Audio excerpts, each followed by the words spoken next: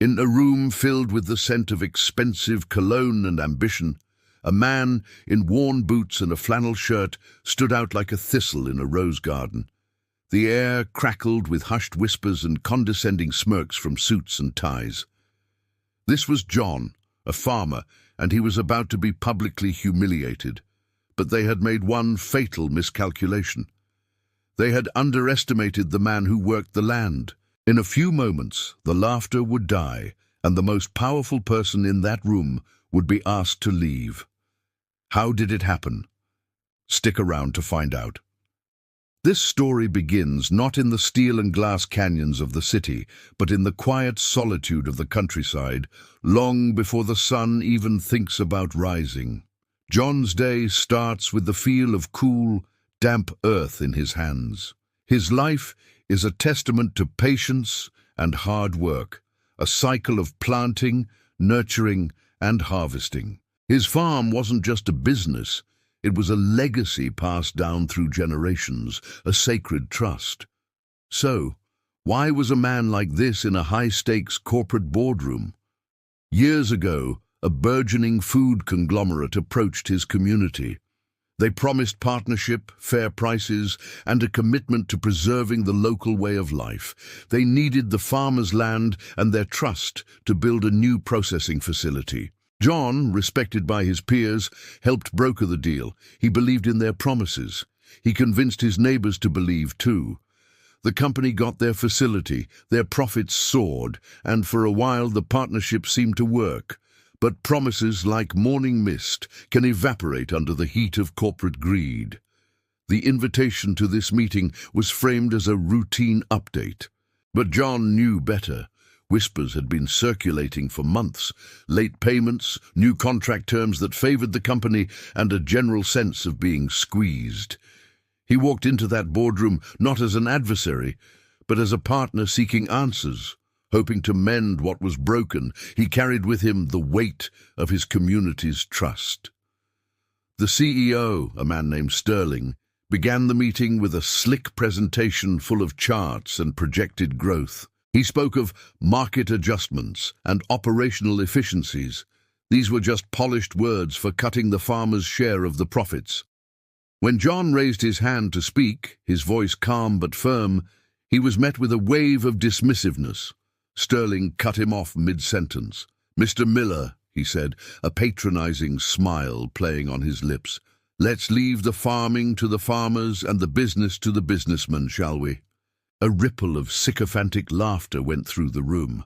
One executive leaned over to another, whispering loudly enough for John to hear, "Does he even know what a Q4 projection is?" They saw his calloused hands and simple clothes, and saw a relic of the past, someone to be managed and dismissed. Every time John tried to bring up the original agreements, he was interrupted, his concerns waved away as irrelevant or outdated. The tension in the room thickened with every smirk, every condescending remark.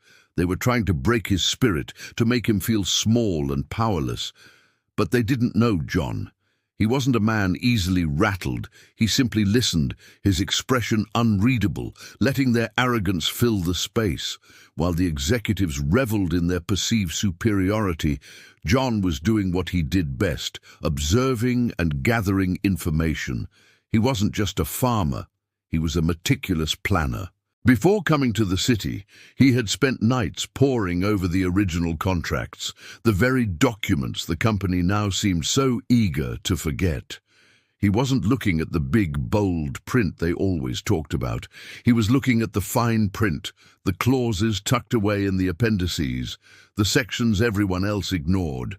His finger traced over a specific clause, Section 7B, subsection C.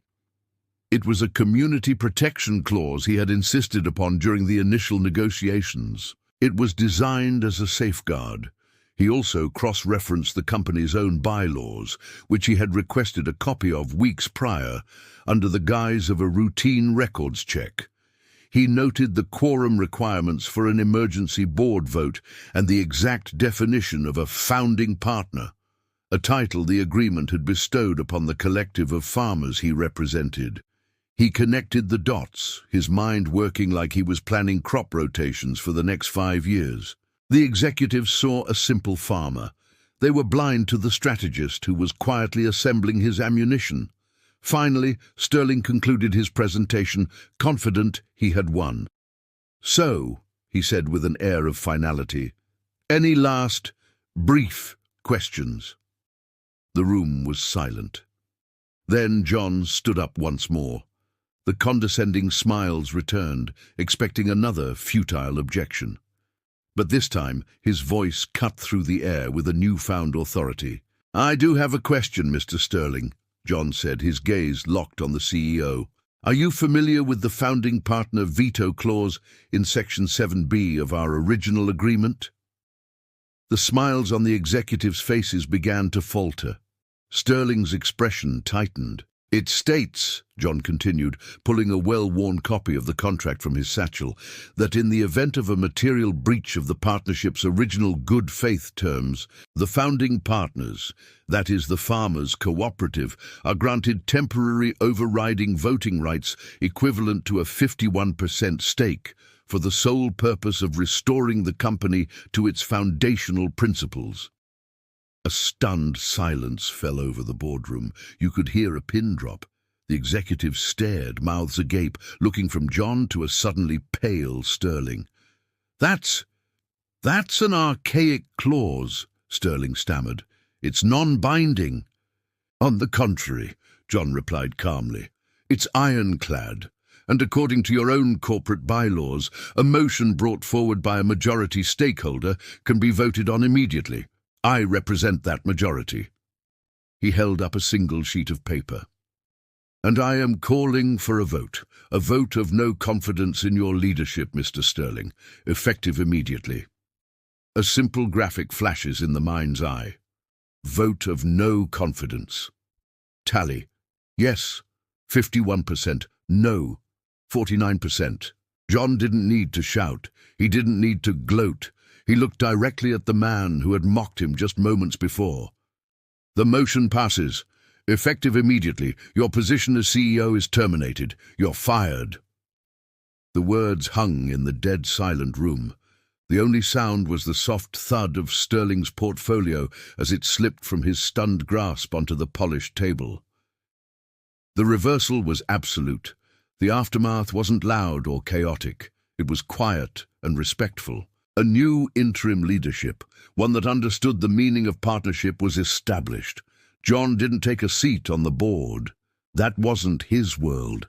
His world was back on the farm, where the rising sun cast a golden glow over his fields. His victory wasn't about power, it was about respect. It's a powerful reminder that true strength isn't always the loudest voice in the room. It's often found in quiet preparation, unwavering integrity, and the courage to stand up for what's right. Never underestimate the quiet ones. If this story inspired you, please consider sharing it with someone who might need to hear it.